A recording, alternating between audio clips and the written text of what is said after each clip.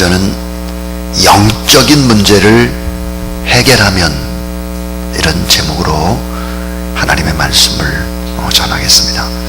자, 영적인 문제를 해결하게 되면 하나님이 어떤 일을 해주실까 하는 것입니다. 자, 실패 속에서 오늘 본문에 다시 승리를 꿈꾸면서 아이성 싸움을 진행하는 것이 오늘 본문입니다. 근데 영적인 준비, 이 준비들이 잘 되어 있을 때 하나님은 어떤 일을 하실까 하는 것입니다. 오늘 이 무더위 가운데에 어젯밤에 참 열대야에 여러분 숙면을 취하지 못했음에도 불구하고 이 새벽전에 나왔는데, 여러분이 이 새벽에 하나님 앞에 영적으로 잘 준비하고 무장하면 어떤 일들이 우리의 삶 가운데 일어날까 하는 것입니다. 어느 할머니가 4살짜리 손자에게 색깔을 가르쳐주고 있었습니다. 아가야, 이 전화기는 무슨 색깔이지? 노란색이요. 그럼 저 화분은 무슨 색일까? 갈색이요. 이 할머니는 손자의 대답에 아주 흡족해서 또 마지막으로 이렇게 질문을 합니다. 손자에게, 그럼 저기 있는 저 시계는 무슨 색깔일까? 그러자 이 손자가 4살짜리가 지겹다는 듯이 이렇게 말했습니다. 할머니, 저에게 계속 물어보지 말고 할머니도 유치원에 가서 배우세요. 금방 배울 수 있어요. 이렇게 말을 한 거예요. 여러분, 잘 배우는 것은 참 축복이죠. 실패를 통해서 배울 수만 있다면 그것은 진정한 축복입니다. 자, 인생을 살아갈 때 견고한 행복의 길로 걸어갈 수 있는 지름길을 배우는 것은 뭘까? 그것은 실패라고 하는 것입니다. 자, 실패보다 더 무서운 실패가 뭘까? 그것은 실패를 통해서 배우지 못하는 것이다. 그렇게 이제 여러분에게 말씀을 드렸습니다. 실패보다 더 무서운 것은 뭘까? 낙심하고 좌절하고 절망 속에서 긴 시간 함몰되는 것입니다. 나 자신이 그 절망 속에서 그냥 빠져버리는 거죠. 두려움입니다.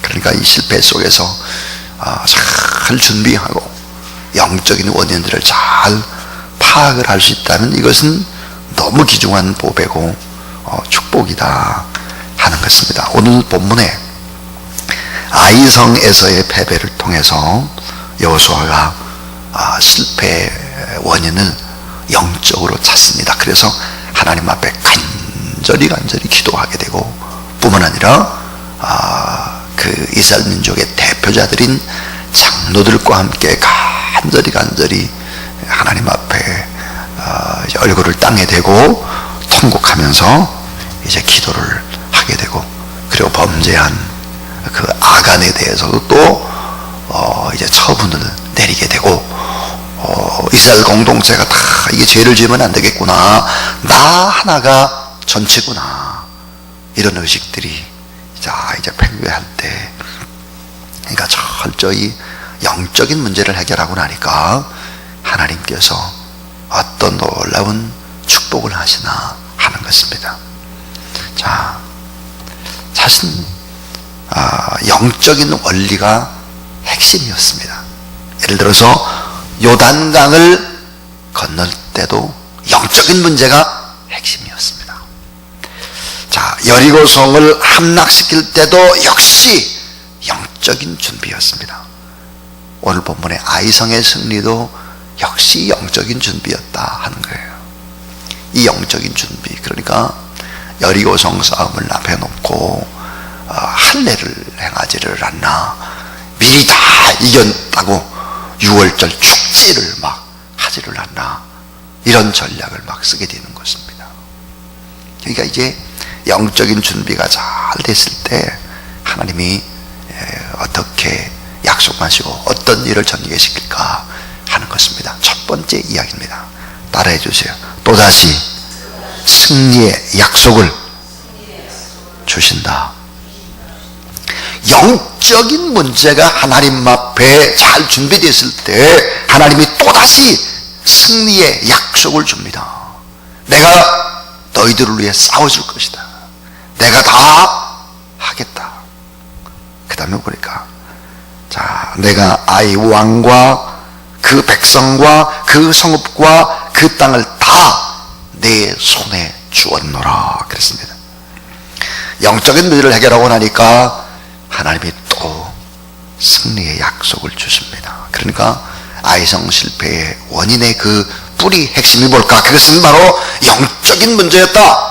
사랑하는 여러분, 만약에 여러분이 어떤 일이 잘 안 될 때, 실패할 때, 잘 안 풀려나갈 때 일이 여기저기 막 얽히고 자녀가 속을 썩히다든지 남편의 문제가 생기다든지 여기저기 환경에 어려움들이 막 생긴다는 거예요.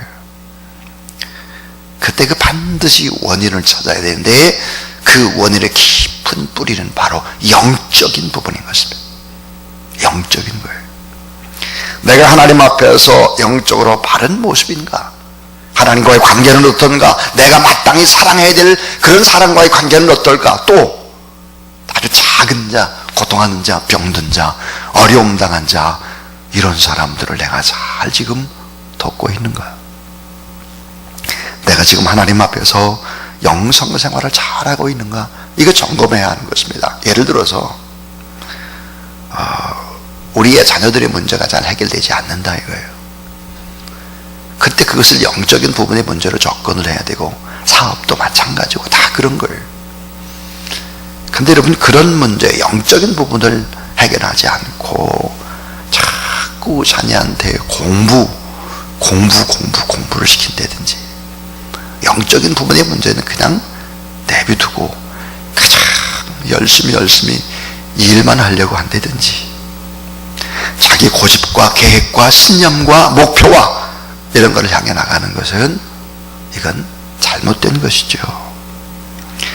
만약에 영적으로 좋지 않은 상태에 있다면 우리가 아무리 노력하고 대책회의를 가지고 문제를 다각적으로 분석한다고 할지라도 그 문제를 결코 해결할 수가 없다 하는 거예요. 축복을 받는 걸림돌이 무엇인지를 우리는 알아야 하는 것입니다. 경건이 식어질 때, 기도가 약해질 때, 믿음이 점점 세속으로 향할 때 그 어떤 장비를 가지고도 체킹이 잘 되질 않아요. 이것이 어때요? 하나님의 자녀를 이끌어가는 원리 중의 원리죠. 그래서 하나님의 말씀을 듣고 또 하나님 앞에 기도하고 이 새벽을 깨우고 이런 영적인 원리가 되지 않으면 그것은 축복이라고 말할 수가 결코 없다 하는 것입니다.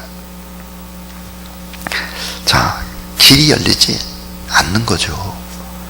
문이 굳게 닫혀 있는 거예요.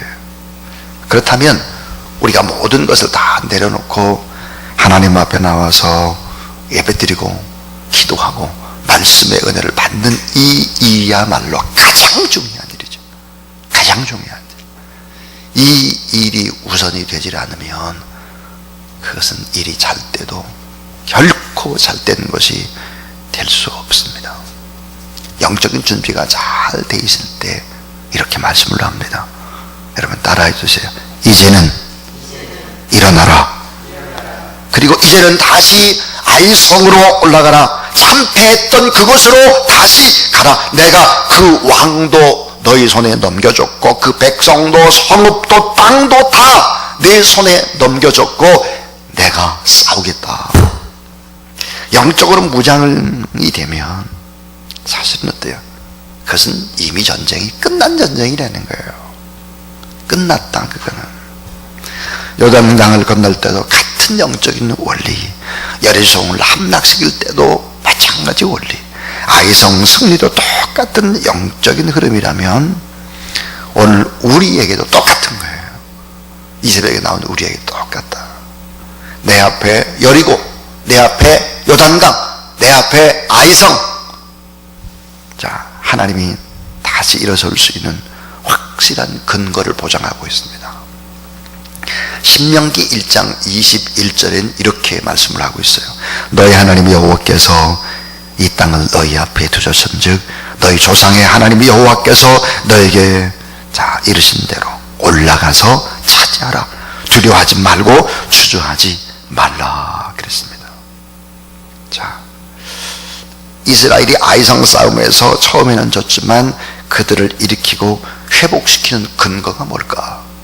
그것은 내가 너에게 이 땅을 주었다 하는 것입니다. 다시 말하면 하나님의 말씀을만 붙잡고 나가면 절대로 실패할 수 없는 운명이라는 거예요.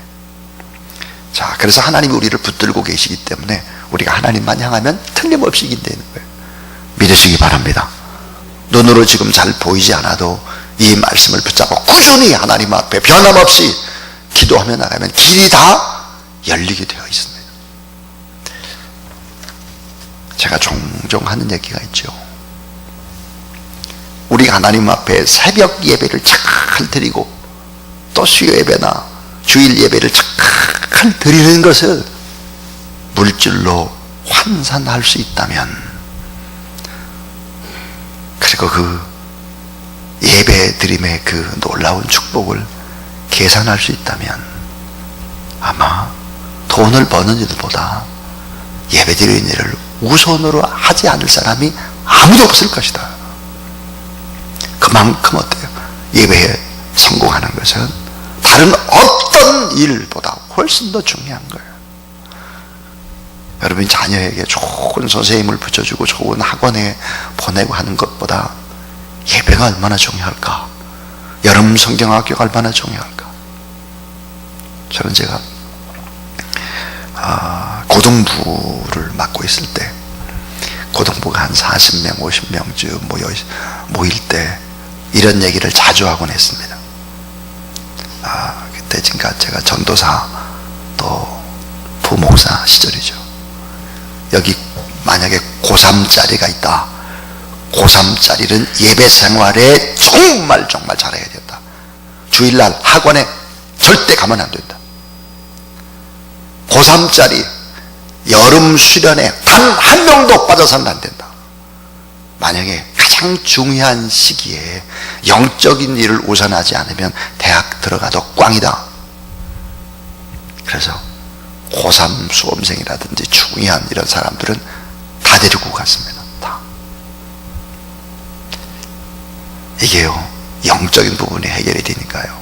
와, 한 2년이 지나니까요, 고등부 애들이 200명, 또 1년이 지나니까 300명. 한 부서만 그랬어요. 고등부가 거의 400명 진입을 하는 것입니다. 교회가 고등부 아이가 한 400명쯤 되니까 이 아이들이 대학에 들어갈 거 아니에요? 대학부가 7명 모이던 대학부가 나중에 보니까 100명, 청년부가 150명 쭉쭉쭉 늘어나는 거죠. 그러다 보니까 이 현찮던 중등부도 또 막 200명, 250명. 영적인 준비가 핵심인 것입니다. 핵심. 예배 생활, 기도 생활에 목숨을 걸지 않으면 안 되는 이유입니다. 제가 이 새벽에 여러분 새벽 기도를 이렇게 원고로 이렇게 할 이유가 별로 없어요. 오늘 설교를 준비하면서 이 원고가 몇 장일까 하고 세봤어요. 14장입니다. 왜냐하면 영적인 일이 가장 중요한 일이라고 하는 것을 체험하기 때문에 그렇습니다. 하나님 앞에서 바르게 기도하고 그렇게 할 때 보이지 않는 저 캄보디아의 문제나 북한의 문제나 이런 큰 문제들이 해결되어져 가기 때문입니다.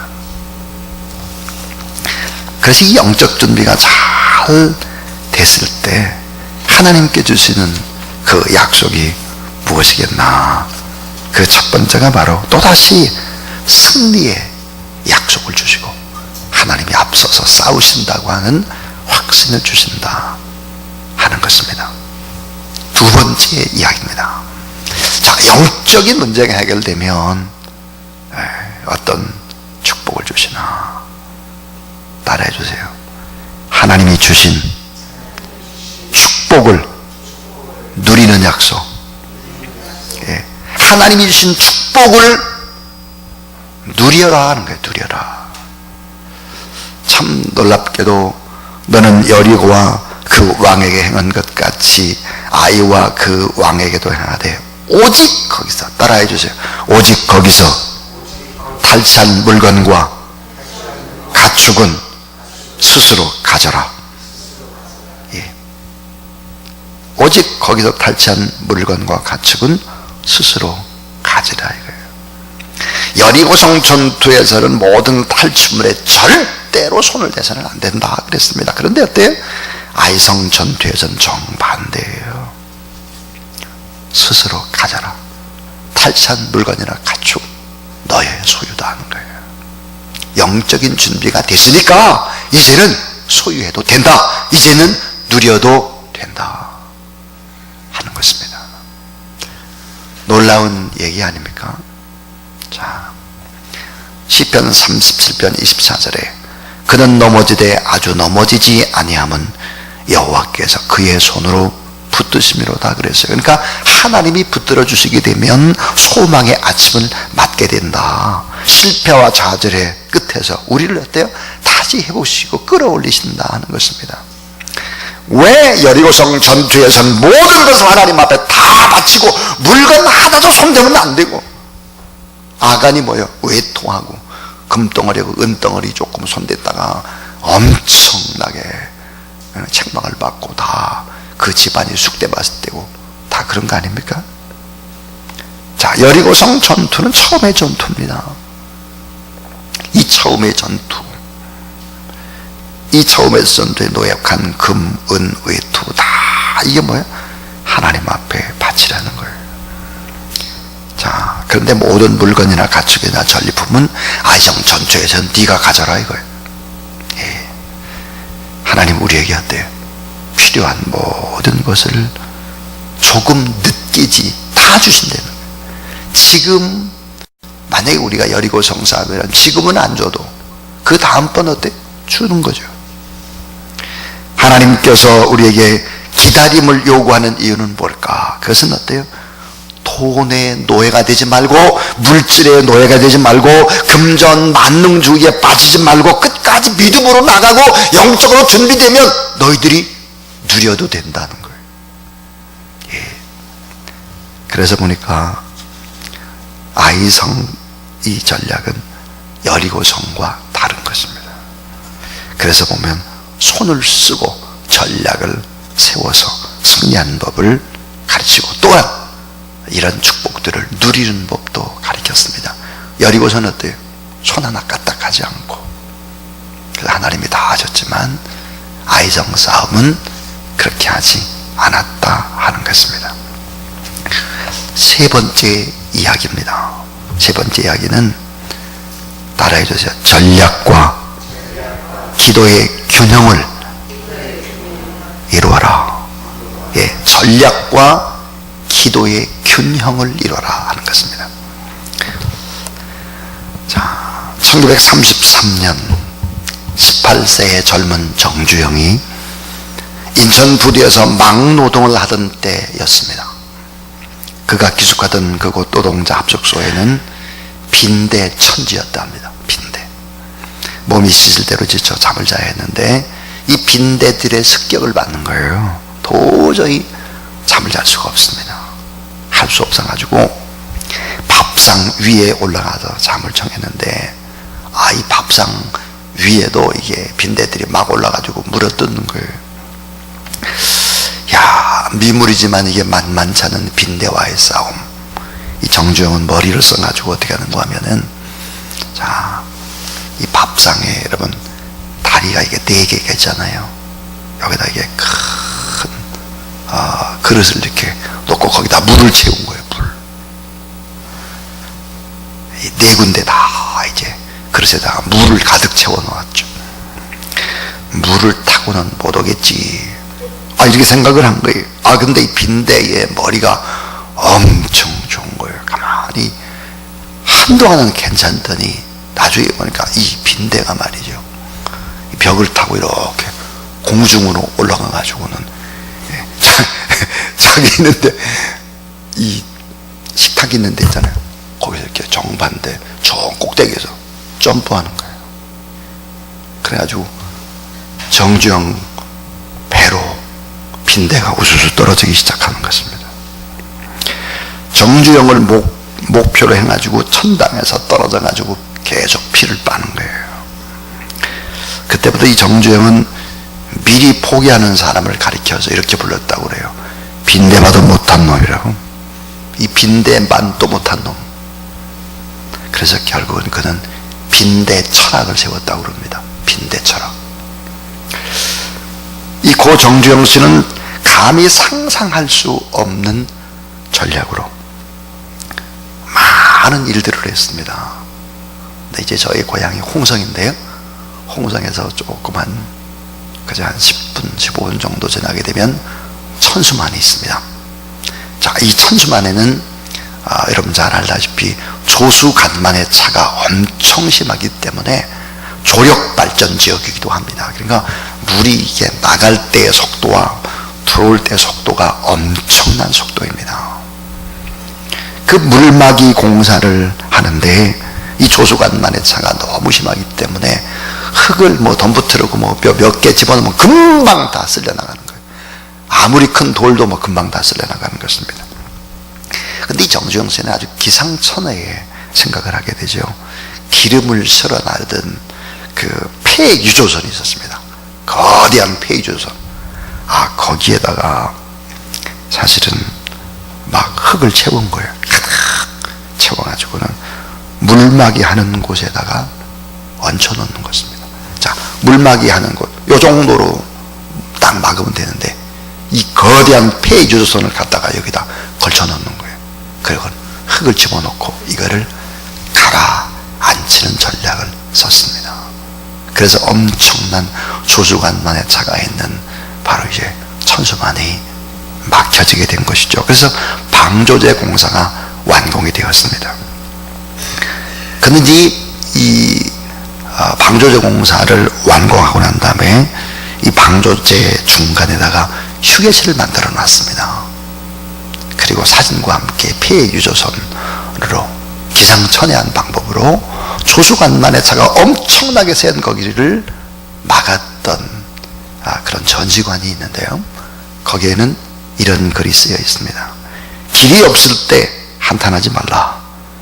내가 앞서서 가면 훗날 길이 생기는 것이다. 참 무슨 얘기일까요? 전략이 필요하다는 거예요. 전략. 그러니까 인간이 할 수 있는 전략과 하나님 앞에 매달리는 기도의 균형. 그러니까 이 기도가 제일 중요한데 전략과 함께 가게 되면 승리를 이룰 수 있다 하는 것입니다. 자, 우리들 가운데 실력 있는 사람, 힘 있는 사람, 소위 잘 나가는 사람들이 있습니다. 그런데 이렇게 뛰어난 실력을 가지고 나가는 사람일수록 겸손하지 못합니다. 기도하지를 않습니다. 처음에는 좋은 것 같은데 나중에는 어때요? 꽝입니다. 자, 여호수아 8장 18절에 보니까 여호와께서 여호수아에게 이르시되 내 손에 잡은 단창을 들어 아이를 가리키라. 내가 이 성읍을 내 손에 두리라. 여호수아가 그 손에 잡은 단창을 들어 성읍을 가리켰다 그랬습니다. 여호수아가 어때요? 단창을 들어가지고 계속해서 아이성을 가리켰다 합니다. 이 기사는 출애굽의 17장에 르비딤 광야에서 아말렉과의 싸울 때 모세가 손을 드는 것과 똑같은 원리죠. 모세의 손에 올라가면 전쟁에서 이기고 내려가면 졌던 때, 그때 실전에 싸우던 군대 장관이 바로 여호수아였습니다. 그런데 여호수아 8장에서는 여호수아가 모세의 역할을 하고 있는 것입니다. 창을 들고 아이를 가리키고 있는 거예요. 기도하면서 말이에요. 여호수아는 누굴까요? 실력 있는 사람입니다. 동시에 그는 그 실력이 기도가 뒷받침되지 않으면 무용지물이라는 것을 아는 사람입니다. 아이성 싸움에서는 하나님께서 가르쳐준 전략과 동시에 기도의 승리였습니다. 그가 기도의 자리를 굳건히 지키고 있었다.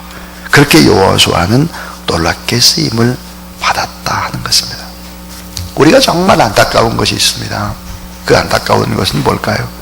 자, 아까운 사람이 실력이 있는데 기도하지 않는 사람, 하나님 앞에 크게 쓰임 받을 수 없습니다. 사실은 실력을 기르면서 동시에 하나님 앞에 기도하는 사람은 금상첨화죠. 자, 실력을 길러야 합니다. 또 하나님 앞에 영적인 실력도 길러야 합니다. 그렇지 않으면 우리는 밤낮 첫 번째 싸움에서는 이기고, 그리고는 아이성 싸움에서는 지고 계속 백전백패를 하게 될 것입니다. 자, 실력이 없으면서 기도하지 않는다? 백전백패죠. 아주 노골적으로 얘기를 해볼까요? 예. 가난하고 가진 것도 없고 배운 것도 없으면서 기도까지 안 한다? 백전백패죠. 백전백패. 무슨 방법으로 세상을 이겨나갈 수 있겠어요? 이겨나갈 수 있는 방법이 없는 거예요. 방법이. 자, 여러분 만약에 아무것도 없어도 여러분이 만약 기도를 하는 수단으로 하나님 앞에 새벽에 나와서 간절히 부르시고 또 기도하고 또 기도하고 또 기도하면 어떤 일이 일어날까요? 그것은 바로 하나님이 쓰는 비상수단이 있습니다. 좋은 사람을 붙여주는 것입니다. 기도에 승리하는 사람에게는 어때요? 자기는 실력이 없다면 하나님이 좋은 실력 있는 사람을 붙여주는 거예요. 그리고 비상수단으로 하나님이 막 기도하는 사람, 천재지변을 이용하기도 하죠. 분명한 사실은 비상수단을 하나님이 간구한다는 거예요. 그래서 여러분, 실력과 이 기도의 능력과 이걸 동시에 가지고 있다면 놀라운 일이지만, 그렇지 않을 때 영적인 기도하는 이 원리들을 붙잡아야 된다. 이것까지 붙잡지 않으면 이길 수 있는 방법은 없어요. 쓸 수 있는 카드가 없다니까요. 처음에 여리고성 싸움에서는 이겨도 아이성에서는 져요. 그렇게 되어 있습니다. 자, 이제 마지막 네 번째입니다. 따라해 주세요.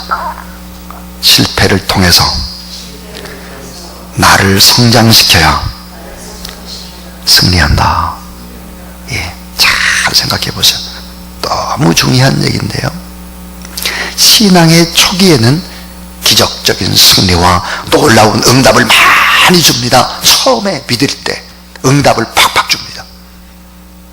자, 여러분 광야 생활을 할 때 하나님의 은혜로 만나를 먹여주시고 메추라기를 막 내립니다. 근데 여러분 놀랍게도 가나안 땅에 들어간 이후에는 하늘에서 내리는 만나를 그치는 것입니다. 그 땅에서 오산을 먹게 하는 것이죠. 자, 여러분 예수 그리스도의 초기의 사역 어떨까요? 예수님의 초기의 사역은 수없는 은혜와 기적입니다. 맨 처음에 막 기적이에요. 기적. 가나 혼인잔치에서부터 막 병자를 고치고 죽은 자 살리고 막 기적입니다. 근데 마태복음 10장에 가게 되면, 예수님의 후반부로 가게 되면 기적의 수가 줄어듭니다. 그리고 12제자를 키우면서 하나님의 말씀으로 이들을 훈련시켜 나가는 것입니다. 여러분 사도행전의 초기 보세요. 사도행전의 초기에는 엄청난 기적들이 막 일어나는 성령의 역사가. 자, 그리고 교회가 세워지고 막 그런 거예요. 처음에는. 뒤로 갈수록 그 엄청난 기적의 수가 줄어들면서 나중에는 어때요? 집사들을 세우고 말씀과 기도로 집중하는 말씀 사역으로 나가는 것을 보게 됩니다. 이게 뭘까요? 처음에는 특별 은총으로 하나님이 사람들을 끌어가지만 나중에는 일반 은총으로 대처해 나가기 시작한다 하는 것입니다. 자, 사도행전의 병 고치는 기적, 수많은 기적은 서신서로 넘어가면서, 서신서, 사도 바울이 쓴 서신서로 넘어가면서 거기에는 기적이 하나님의 말씀으로 대체되고 있는 모습들을 보게 되는 것입니다. 따라해 주세요. 기적을 맛보았으면 영적으로 성장해야 한다. 예. 받은 은혜의 힘으로 실력을 길러나가라는 거예요. 자, 여러분, 우리에겐 두 가지 기도가 필요합니다. 주여, 하나님의 은혜를 내게 허락하여 주옵소서. 하나님의 은혜. 또 하나는 주여, 받은 은혜의 힘으로 신앙의 실력을 키워나가게 하소서. 이런 기도가 필요합니다. 자, 아이성 전투는 완전한 기도와 전략의 승리였다 하는 것입니다. 이 아이성을 정복한 여호수아에게서 배우는 진리는 그는 위대한 신앙과 실력을 갖춘 자요, 실패 속에서 귀한 것을 배운 자였다. 그래서 그는 손에 든 단창을 전투가 끝날 때까지 내려놓지 않습니다. 기도에 사는 사람, 앞장서는 사람, 담대한 사람. 그러나 더 중요한 것, 전쟁보다 더 중요한 것이 하나님 앞에 드리는 예배요, 하나님 앞에 드리는 찬양이었다 하는 것입니다. 그 뒤로 이 여호수아의 작전이 달라지기 시작합니다. 싸움만 하는 것이 아니에요. 하프타임을 갖습니다. 그래서 에발산과 그리심장 사이에서 하나님의 말씀을 소리내서 읽고, 이런 시간들을 또 하프타임을 갖기 시작하는 것이죠. 사랑하는 여러분, 전쟁터 같은 치열한 이 땅의 삶을 살면서 하나님의 말씀을 들은 시간이 없고 기도할 시간이 없을 만큼 바빠서 인생을 허비하는 어리석은 사람들이 되어서는 안 됩니다. 오늘도 여러분, 영적으로 준비되어지면 하나님이 이렇게 위대한 일들을 하시는 것입니다. 또다시 승리의 약속을 주시고 축복을 누리는 약속도 주시고 전략과 기도의 균형을 이룰 뿐만 아니라 나를 점점 성장시켜 가신다는 이 진리를 붙잡고 오늘도 승리하는 여러분 되기를 주님의 이름으로 축원합니다.